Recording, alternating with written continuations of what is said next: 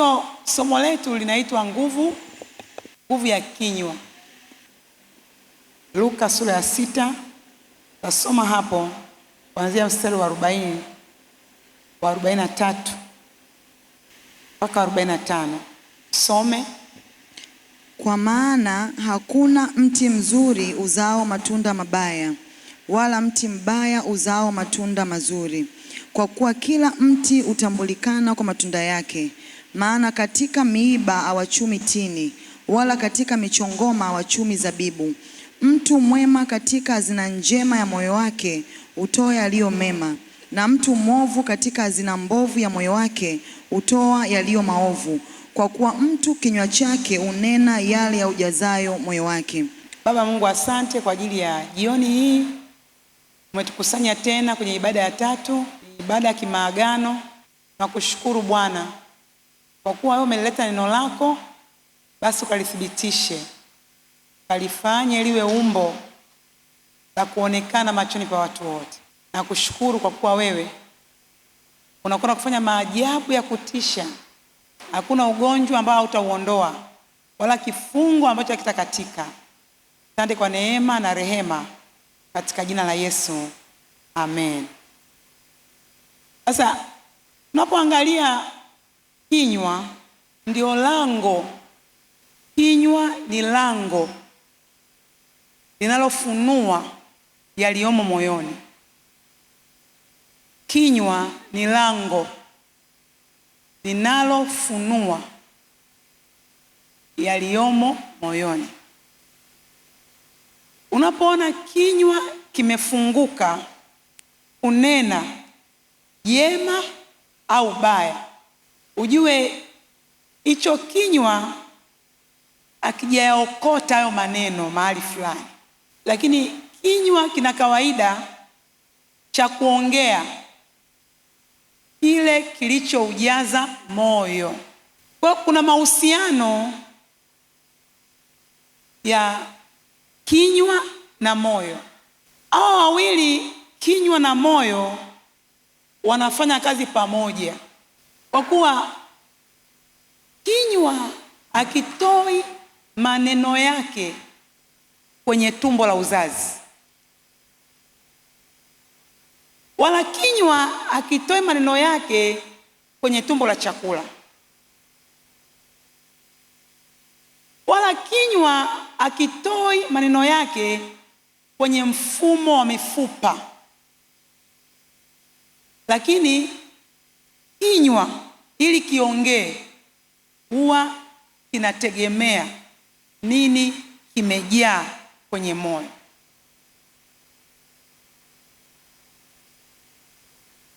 Lolote tunaoliongea, ndio maana Biblia inasema katika utele wa moyo kinywa kinafanya nini? Mimi ninachokiongea sio kile ambacho kwenye moyo wangu kiko robo au kwenye moyo wangu kiko nusu. Hapana, au kiko robo 3. Ukiona unaongea, ujue hicho unachokiongea ni mafuriko kwenye moyo. Onya, kinywa kimejaa mpaka kinatema. Sasa kanuni inaniambia kwamba mtu atakula mema kwa matunda ya midomo yake. Kwa hiyo haiwezi ikatokea tu ninaongea mema kama hayapo moyoni. Ile ninachokiongea ni picha halisi moyoni mwangu kuna nini. Sihitaji kwenda kwa jirani ili aniambie moyoni mwangu kuna nini. Mimi natakiwa tu niangalie nao yaongea, ndiyo yanaonyesha ukweli halisi wa hali ya moyo wangu. Kwa kabla sijaanza kupambana na marekebisho ya kinywa changu, cha kwanza kinachohitaji marekebisho ni kile ambacho kinywa changu kinategemea ili kitoe maneno. Naitwa moyo. Moyo ni kilindi. Mwambie jirani yako kilindi. Kwa sababu tunapojipima hivi, tunajua kwamba moyo ni kama moyo wa kudunda. Moyo ni mfumo wa kiroho. Ndio maana unaona unaweza kwenye moyo wako unakumbuka mambo uliofanyiwa ukiwa na miaka 3. Muulize jirani yako, wewe unajikumbuka ulivyokuwa na miaka 3? Kwa sababu moyo ni kilindi. Ni mfumo ambao una nguvu ya kuhifadhi. Kama unavyoona bahari ni kilindi. Wewe ukienda pale baharini ukaangalia vijiujuu, unaweza usifikiri kama kuna kitu baharini. Lakini bahari ni ulimwengu mkamilifu. Kuna viumbe vilivyo hai, havihesabiki. Ukienda kuangalia viumbe vilivyomo baharini, siku hiyo utainua tena mikono, utasema wewe ni Mungu. Kwa nini? Baharini kuna viumbe vya ajabu. Nakwambia baharini kuna viumbe vingine huwezi kuviangalia mara 2 kwa sababu vinatisha. Lakini mtu ukienda pale juu baharini pale huwezi kuona kwamba kuna chochote. Mtu anapokuona wewe hivi anakuona tu kawaida, lakini mtu ni moyo. Moyoni mwangu kuna nini? Ndio maana Biblia inatupa maagizo kwamba linda moyo wako kuliko vyote uvilindavyo. Kwa kuwa kutoka ndani ya moyo ndiko kunakotoka siri za kuishi. Kwa maisha yangu na maisha yako yanatofautiana kwa sababu ya nini nimewekeza moyo. Tunatofautiana tunavyoongea. Mimi siwezi kuongea kama wewe, na wewe huwezi kuongea kama mimi. Kwa nini? Kwa sababu kila mtu anaongea sawa sawa na hifadhi ya kwenye moyo wake. Muulize jirani yako, wewe upo ndani kuna nini? Mbona unaongea hivyo? Kwa mtu akiongea maneno ya makasiriko hayatoki mbali. Makasiriko hayatoki kwa jirani. Yaani wewe huwezi kukasirika ukasema umenikasirisha.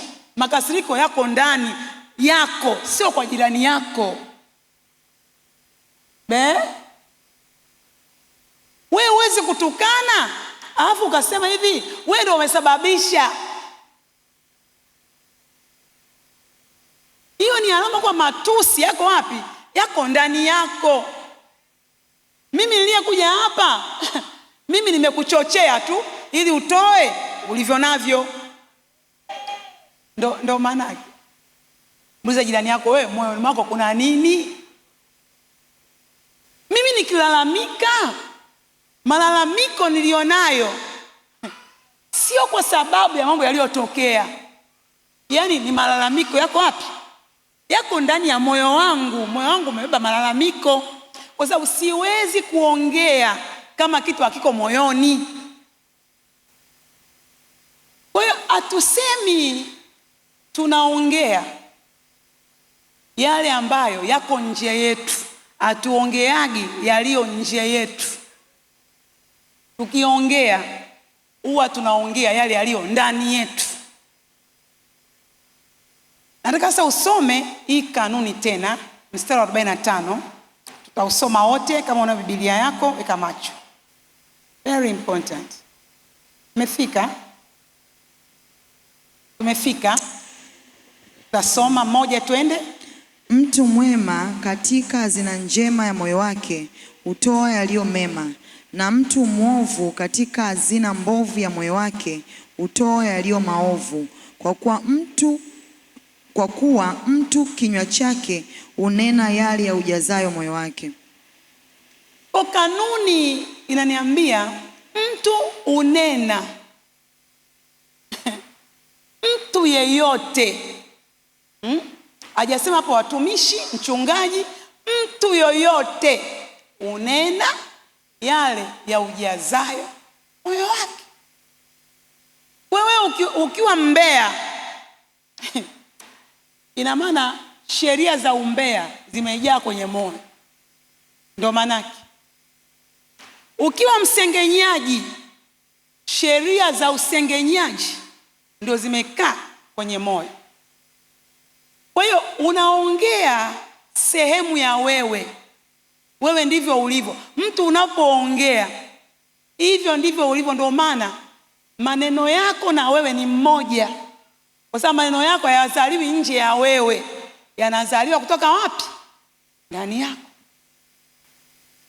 Kwa hiyo mimi na wewe lazima tujali hali za mioyo yetu. Mwambie jirani yako, hakikisha unajali hali ya moyo wako, kwa sababu kanuni inaniambia ninachokiongea ninaumba. Sasa nikiongea baya limetoka ndani yangu, na nikiliongea ina maana nalithibitisha kwenye maisha yangu. Kwa ili nizuie maneno mabaya, sitakiwi kushughulikia tu mdomo, natakiwa nishughulikie chanzo ambacho kinazalisha mdomo uongee, ni moyo. Huwezi ukaenda kwenye chemchemi. Chemchemi ya chumvi haiwezi kupa maji matamu, haiwezekani. Chemchemi yenye matope haiwezi kupa maji safi. Kwa mimi nisiyajaji maji, lakini lazima nijaji vyanzo vya maji. Kwa moyo wangu ni wa muhimu sana kwa yale nao yaongea. Moyo wangu ni wa muhimu. Yesu akiwa katika mwili alikuwa anaongea, lakini Biblia ina rekodi maneno aliyoyaongea Yesu. Tutasoma kidogo tuweze kuona. Fungua pamoja na mimi Luka 4:22. Luka 4:22. Wakamshuhudia wote wakiyastaajabia maneno ya neema yaliyotoka kwenye kinywa chake, wakasema, huyu siye mwana wa Yusufu? Wakamshuhudia wote wakiyastaajabia maneno ya neema, haleluya, yaliyotoka kinywani mwake. Kwa hiyo Yesu hakuwahi kukosea kwa kinywa chake. Very important. Kwa nini? Kwa sababu ya hali ya moyo wake. Yeye mwenyewe moyo wake ulikuwa ni neno. Kwa hiyo kile alivyo moyoni ndivyo maneno yake. Ndio maana alipokuwa anaongea watu walikuwa wanastaajabu hayo maneno ya neema yaliyotoka kinywani mwake, kwa sababu moyo wake pia ulijaa maneno ya neema. Oh God, ndivyo moyo wako ninavyouombea jioni ya leo katika jina la Yesu. Sasa moyo sio seti tupu. Moyo sio seti tupu. Moyo una vitu. una vitu. Sasa hivyo vitu nani kaviweka, vimeingiaje, na vinafanya nini? Hilo ni swala la mtu binafsi. Ndio maana Biblia inaposema linda moyo wako, asemi malaika ninyi ni walinzi, lindeni moyo. Unanielewa? Malaika hawajapewa. Biblia inasema wewe, mimi binafsi mwenye moyo, linda moyo wako. Soma hilo andiko. Tusome hilo andiko, Mithali 4:23. Very important. Inasema, linda moyo wako kuliko yote uyalindayo, maana ndiko zitokako chemchem za uzima. Kwa maandiko unaona hayamwambii mama yangu, hayasemi mama wewe kwa sababu umemzaa linda moyo wake huyu. Hayamwambii baba yangu, hayamwambii bosi wangu, hayamwambii mchungaji. God, Biblia inaniambia mimi kama mimi, linda moyo wako. Grace, linda moyo wako. Mng'anya, linda moyo wako. Edwiga, nimelipatia leo. Edwiga, linda moyo wako kuliko yote yalindayo. Mimi sijui humu duniani wewe unalindaga nini. Maana mtu hata kama ukiwa na 10,000 unailinda, unahakisha ipo. Simu inalindwa. Jesus. Sijui kama watu wanalinda simu kama wanavyolinda moyo. Yaani kila saa simu yangu iko wapi? Kila saa uko simu yangu. Ukiamka simu yangu. Jesus. Muulize jirani yako, wewe hivi unavyolinda moyo wako ni sawa na unavyolinda simu? Au simu ina ulinzi wa juu zaidi? Una ulinzi wa mume. Jesus. Una ulinzi wa mume, utaki aongee na fulani. Umeongea na nani? Umeongea naye, umetumia dakika nyingi pale, alafu kwa nini mkono wake hujauachilia muda wote? Jesus. Utakufa kihoro mtumishi. Mwache yule baba aishi maisha yake. Hata hivyo ni mtumishi, anaweza kaa anamsomea mtu maandiko. Mpe uhuru wake atumike.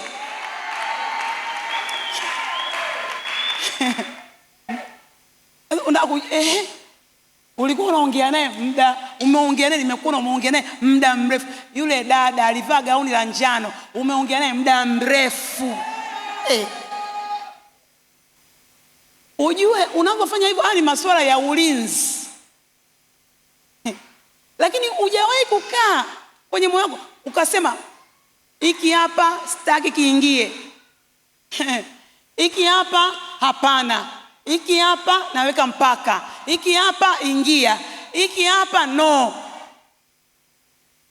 Kuna vitu vinaingia kwenye moyo wako bila hata wewe mwenyewe kuelewa. Wewe unajikuta tu moyo umesheheni, unaanza kutoa vitu ambavyo hata wewe mwenyewe yaani jamani, yaani hata sikutegemea kama ningemtukana. Sasa hata wewe mwenyewe uelewi tu siliingia lini, uelewi.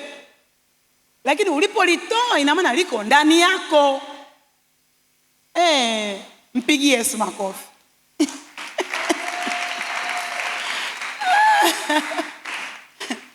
Biblia inasema linda moyo wako kuliko yote yalindayo, kwa kuwa moyo wako ndio unaotoa nguvu ya maisha.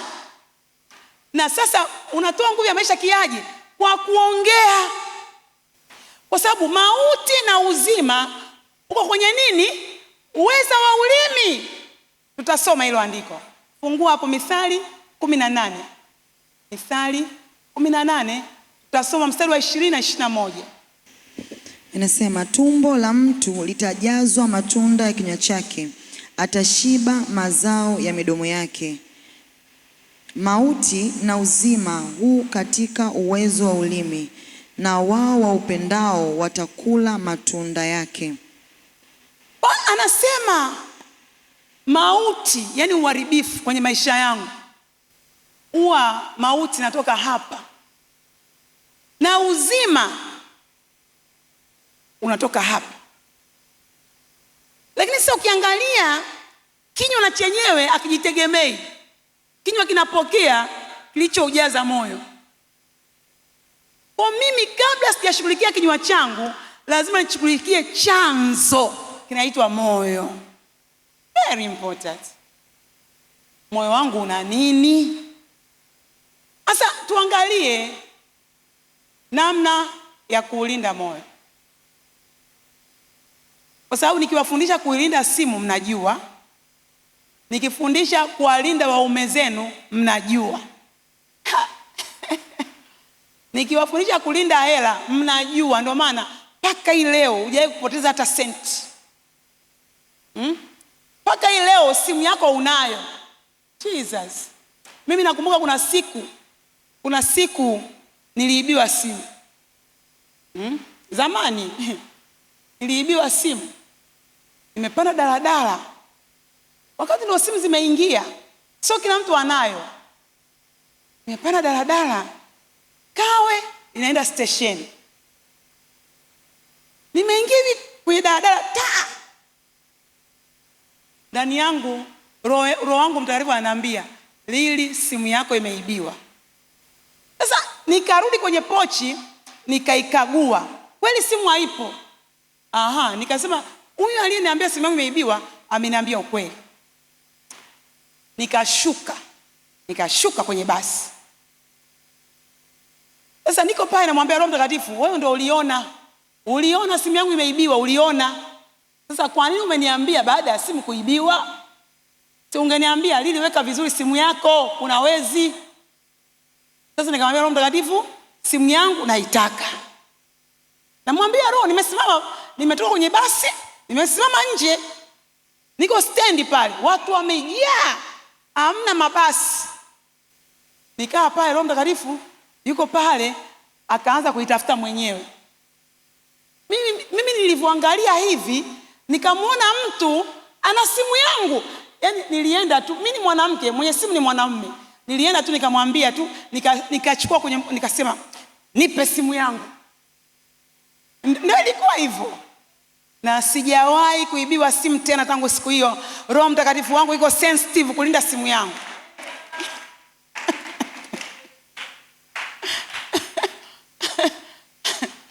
Sasa mimi sijui wewe unatumia mbinu gani kulinda simu yako. Sijui. Lakini pia Roho Mtakatifu anaweza kulindia simu yako kama anaona ina faida kwako. Sasa nataka tuangalie jinsi ya kulinda huu moyo. Very important. Kitu cha kwanza, kuna maeneo ya kuangalia. Kitu cha kwanza, unapolinda moyo, mambo ya kuangalia. Nini ninasikiliza? Nini nasikiliza? Very important. Kwa sababu unachosikiliza ndicho ambacho kinawekezwa kwenye moyo wako. Unachosikiliza. Nikwambie ukweli, sio kila kitu cha kuweka masikio yako.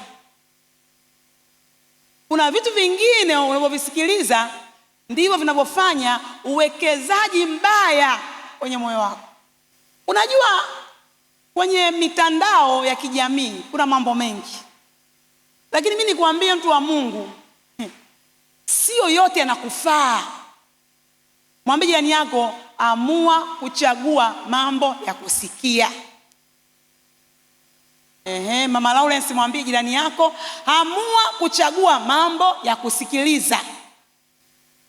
Kwa sababu pale unaposikiliza ndipo ambapo kuna vitu vinaingia ndani ya moyo wako. Vinawekezwa kwenye moyo wako kwa sababu tu umetoa masikio. Sasa vile unavyoviingiza ndio baadaye vitageuka kuwa maneno yako. Sasa naweka nini? Nasikiliza nini? Muulize jirani yako, unapenda kusikiliza nini? Kuna watu wanapenda kusikiliza tamthilia ambazo yani sehemu ya kitu chema cha kujenga ni sehemu ndogo. lakini sehemu kubwa ni migogoro. Watu wanagombana, watu wanajibizana, watu wanauana, watu wanapigana, wananyang'anyana waume.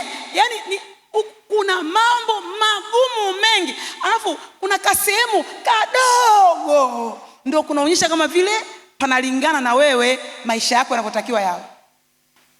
Lakini pale ninaposikiliza, pale ni uwekezaji. Yani siwezi kusema kwamba ni hiki chema tu kitaingia, hata yale mabaya yote yanaingia. Nimeongea hivyo? Nimeongea? Hebu wapenda tamthilia nyosha mkono. Wapenda tamthilia wako wapi? Mmemgomea Roho Mtakatifu, hamtaki kuwa wa kweli.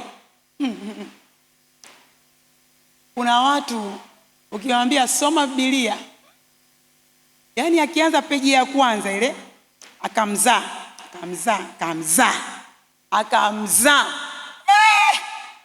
unachoka. Unachoka. Nasema hapana, ngoja kwanza, ngoja ni refresh, ngoja kwanza. Lakini kwenye tamthilia nakwambia ubanduki. Utakaa hapo, hamna usingizi, hamna kuchoka, alafu hamna kupepesa macho. Yani uangalie kushoto wala kulia. Hata mtu akikuuliza kitu unamjibu, unaendelea, maadamu uendelee kusikiliza. Usipitwe hata na kimoja. Changamoto yetu ndipo inapoanzia. Kumbe hii tamthilia walioitengeneza wana mkakati. Sio tu kukupa jema. Ili jema wanaoliweka hapa kama kipande ni geresha, lakini wenyewe walitaka kujaze haya mabaya. Ukumbuke hakuna shetani anaweza kukupa mema. Shetani yuko kama mfugaji. Mfugaji anapofuga kuku, wale kuku wanafikiri anatupenda. Hasa wewe mfugaji unaamka asubuhi unamwaga chenga. Ukiamka asubuhi mbegu. Ukiamka asubuhi unamwaga sijui nini majani. Basi wale nakwambia wale hao kuku unaona sherehe yao. Kumbe siku hiyo ndo mgeni kafanya nini? Ndo mgeni kaingia kwa mzee Mng'anya. Jesus. Kuku hana taarifa, bado kwenye sherehe, ananipenda. Anasikia kwacho. Anasikia sijui anakuaga na akili gani. Kuna mlio wanao kisu ikianza kunolewa. Utasikia kuna namna kuku ali kilio cha kawaida. Wewe unaweza ukawa umejitoa wakfu kuwa mtu wa matamthilia, masinema. Lakini nataka nikwambie, dunia haina kitu chema cha kukupa. Haina. Kwa sababu dunia ni giza, haina kitu chema cha kukupa. Mimi niliwahi kuangalia tamthilia. Nilipoangalia nilikosa cha kujifunza. Nikabaki tu kuona sebule wamepanga vizuri. Yes. Chumba chao kizuri. Garden ni nzuri. Majiko yao ni masafi. Mimi ndio vitu ambavyo nilijiona, nikaona kwamba hivi ndio vitu ambavyo naweza nikajifunza kwa watu. Lakini maisha yao, mimi maisha yangu nikajiona yako bora mbali. Nimewaacha mbali. Sina cha kujifunza. Wewe unajifunza nini? Ukianza kuangalia Jua Kali, unajifunza nini? Unaanza kuona mapooza ni mengi. Mauti ni nyingi. Uharibifu ni mwingi. Migogoro ni mingi. Misemo mibaya ni mingi. Mateso ni mengi. Uioni picha ya Kristo. Kwa mimi siwezi kutoa maisha yangu kujifunza vitu kama hivyo. Kwa sababu naofanya uwekezaji mbaya kwenye moyo wangu. Kwa kitu cha kwanza cha kuangalia kama na ulinda moyo wangu ni nini nasikia. Muulize jirani yako, wewe unasikia nini kwa siku? Hiyo unapokuwa peke yako, huku hamna mtu, lakini simu unayo kiganjani. Wewe unasikiliza nini? hii simu yako, kwa sababu hivyo unavyovisikiliza ndivyo vinavyoingia kwenye moyo wako. Nataka nikuambie, baada ya muda sio mfupi, sasa hivi unaangalia kwa siri, huku hamna mtu, huku hamna mtu, unavyovisikia vyote utavisema hadharani, kwa sababu vitakuwa wewe. Sema, ewe Roho Mtakatifu nisaidie. Sema juu ya sauti yako, sema, ewe Roho Mtakatifu nisaidie. Nini nasikia? Naomba unipe nguvu ili niweze kupambanua mambo ninayoyasikia. Sio kila kinachokuja kinafaa masikio yangu, katika jina la Yesu. Mpe Bwana makofi. Kitu cha pili unachotakiwa kukiangalia ni nini unaangalia. Nini unaangalia? Hii inakuwa ni serious zaidi, kwa sababu unaposikia hamna picha, lakini unapoangalia kuna na picha. Kwa unachokiangalia kina nguvu zaidi ya kukaa moyoni kuliko unachokisikia. Na sisi watu wa Mungu, nikwambie ukweli, sisi tunapenda kuangalia zaidi, hasa teknolojia tulionayo kwa sasa hivi. Mtu akikwambia chagua kusikiliza tamthilia na chagua unaisikia na kuiona, kila mtu atasema mimi nataka kuona na kusikia. Lakini kuona na kusikia kuna nguvu kubwa zaidi ya kupanda na kuumba vitu kwenye moyo wako. My God. Kwa mimi moyo wangu unaweza ukabeba mapicha. Mapicha unaweza kukuta naweza nikaongea neno hapa baya kwa sababu ya mapicha niliyoyaona. Kuna watu wanapenda kuangalia pornography. Pornography. Jesus. Hata ukiwa mwanandoa hutakiwi kuangalia pornography. Hata ukiwa mwanandoa, sembuse mtu ambaye hujaoa. Kwa sababu kama hujaoa au kuolewa, ukiangalia pornography, wewe kinachofuata uhitaji kuambiwa, ila utakiona kwa macho. Kwa sababu hao unayoangalia utayafanya. Sio tu utayafanya kwamba yakufuate, utayatafuta. Sasa huyu mwanandoa yeye ana uhakika wa tendo ana uhakika nalo, lakini yale mapicha, madhara yake wanandoa ni kwamba yanaua mfumo wa uhalisia wa hisia. Mnanielewa watumishi?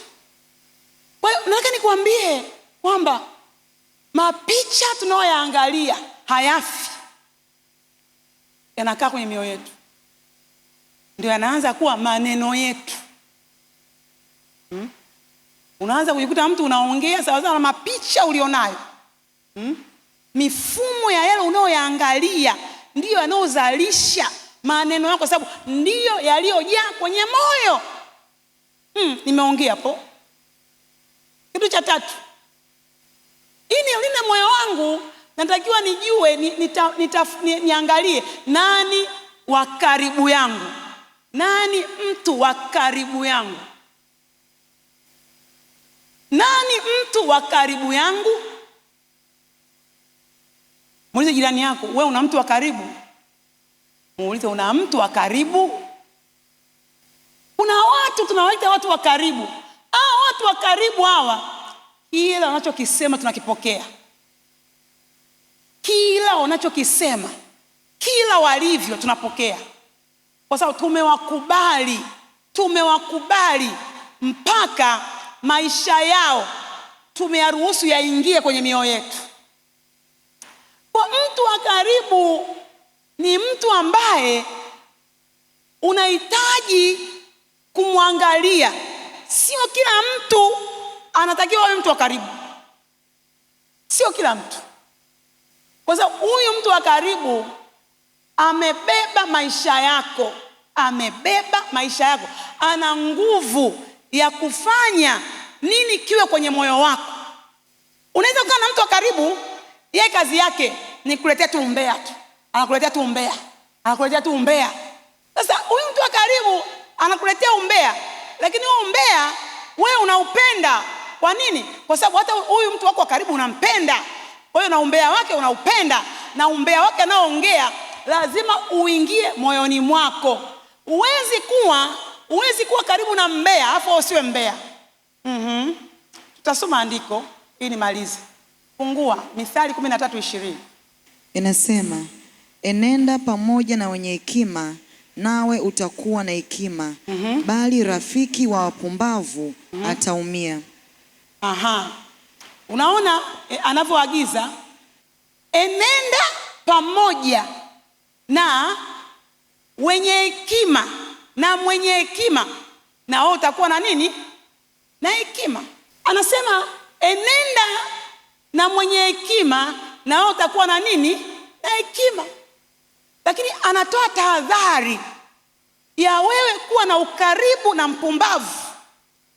Hakuna tahadhari unapokuwa na mtu mwenye hekima, kwa sababu kila atakachoongea atakujaza hekima, atakujaza nguvu, atakujaza maarifa, atakupa ufahamu. Kwa hiyo ukitembea na mwenye hekima, wewe uko salama, moyo wako unajengwa, kila siku unafaidika. Lakini kuna madhara ya mpumbavu kuwa karibu na wewe. Soma tena ile andiko. Inasema, enenda pamoja na wenye hekima, nawe utakuwa na hekima, bali rafiki wa wapumbavu ataumia. Anasema bali rafiki wa mpumbavu atafanya nini? Ataumia. Muulize jirani yako, umekuwa na rafiki mpumbavu? Mwambie, nipe nini kilitokea. Nakwambia rafiki wa mpumbavu analeta maumivu. Hautakuwa salama ukiwa karibu na mpumbavu. Hautaweza kufanikiwa ukiwa karibu na mpumbavu. Kwa unapomwona mtu mpumbavu, usimfanye kuwa rafiki yako, kwa sababu hapo kilichoengwa ni moyo wako. Nakwambia mtu akiwa rafiki yako, moyo wako haujalindwa. Mtu mpumbavu akiwa rafiki yako, moyo wako haujalindwa. Moyo wako utakuwa exposed kwenye uharibifu. Uharibifu utakuwa unaingia kila siku, kila saa unaingia. Kwa unapomuona mpumbavu unamwepuka. Ndio maana Biblia inatuambia usiwe rafiki na mtu mwenye hasira. Na mtu mwenye hasira ndo mpumbavu. Biblia inasema hasira ukaa kifuani mwa nani? Mwa mpumbavu. Kwa mtu anapoitwa mpumbavu, huyu mtu sifa yake anakuwa hana Mungu. Hana Mungu. Ufahamu wake hauna Mungu. Ufahamu wake una dunia, ufahamu wake una ubinadamu, ufahamu wake hauna Mungu. Huyu mtu akiwa rafiki yako unaole, uko hatarini, hilo ni janga. Kwa nini? Kwa sababu tabia ya rafiki huwa anatafuta wewe uwe kama alivyo. Kwa kuwa rafiki wa mpumbavu ni teso. Ni teso. Haleluya. Mpigie Mungu makofi na sifa.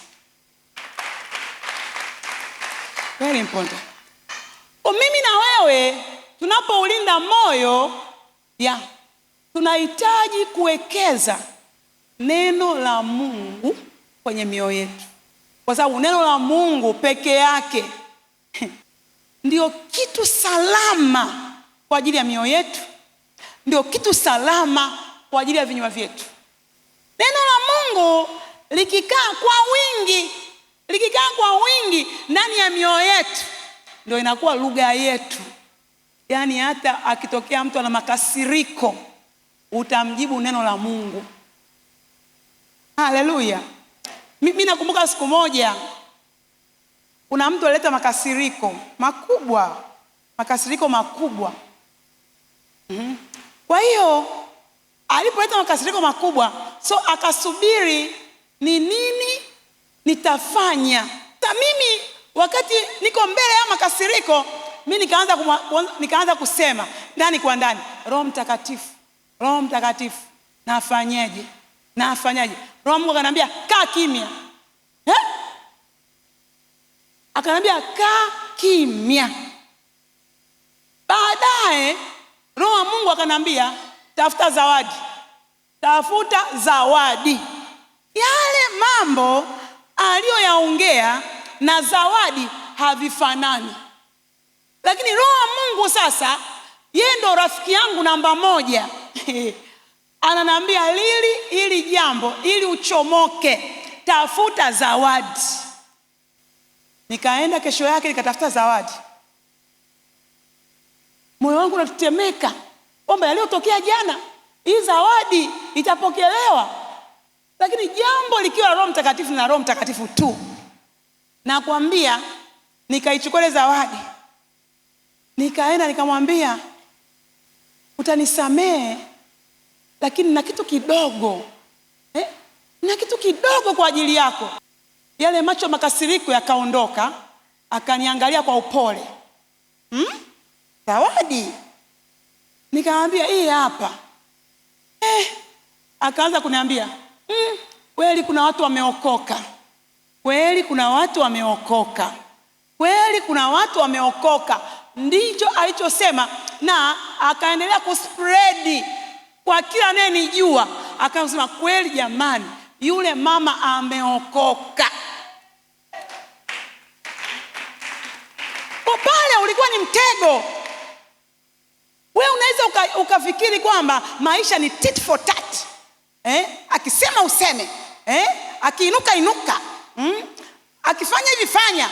No. Unapojaa neno, mwendeshaji wa maisha yako anakuwa Roho Mtakatifu. Ndipo hapo moyo wako unakuwa salama.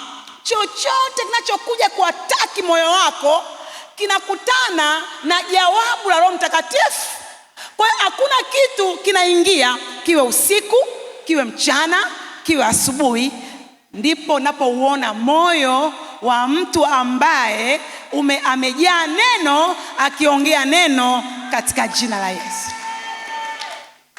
Kwa tunapoona madhabahu ya Living Water inakazana soma neno.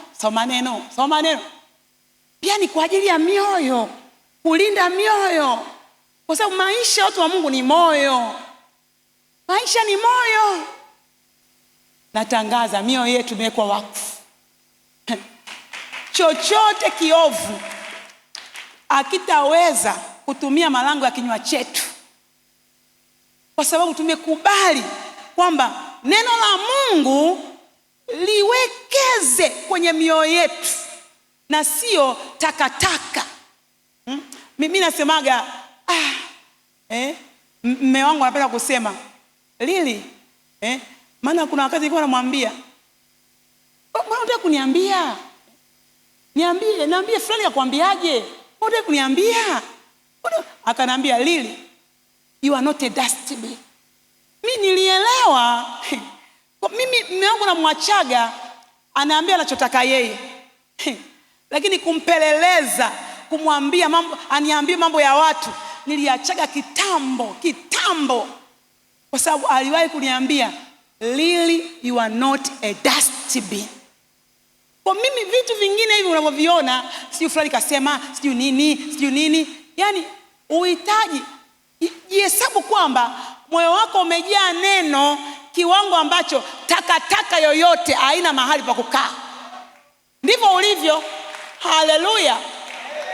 Wewe sio dustbin. Hapana. Wewe ni nyumba ya Roho Mtakatifu. Wewe ni mtakatifu. Ni mahali ambapo Mungu anafanya uwekezaji. Ruhusu neno. Ndivyo utakavyojikuta unaongea neno kwenye hali zote, kwenye mazingira. Ndio kuna mahali Roho Mungu anakuambia, Lili hapo usiongee. Nitakupa cha kusema. utaongea kesho au usiongee, kalete zawadi. Kwa unajikuta uko salama, moyo wako umelindwa kwa sababu ya nini? Umewekeza. Hayo ndio maisha yetu katika jina la Yesu. Haleluya. Mpigie Mungu makofi. Pigia Mungu makofi makali kabisa.